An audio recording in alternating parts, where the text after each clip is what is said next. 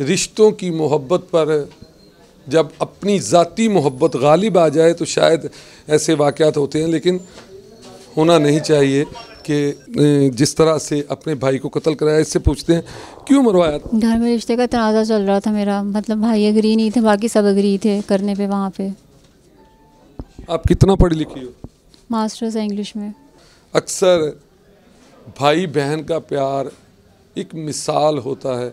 बहनें सबसे ज़्यादा अगर किसी को मोहब्बत करती हैं तो वो भाई होते हैं। तो भाई पंजाबी च गल कहते हैं कि बड़े मान होंदे ने, भैणां नूं भरावां दे उत्ते बड़े मान होंदे ने ते भरावां नूं भी भैणां ते बड़े मान होंदे ने। यही आगे शूटर्स के साथ डील करता था और इसी का ज़्यादा किरदार है कि इसी ने कत्ल करवाया। बताया था कि ये इस तरह रिश्ते की वजह से वो अदनान जो है लड़का वो तंग कर रहा है घर के अंदर भी, और हमें भी उसने फ़ोन पे एक मरतबा उसने फ़ोन करके घर पे भी धमकियाँ दी हैं। आप लोग अगर इसी रिश्ते से पीछे ना हटे तो मैंने लड़की को भी कत्ल करना है और आपको और आपके घर वालों को भी कत्ल कर देना है।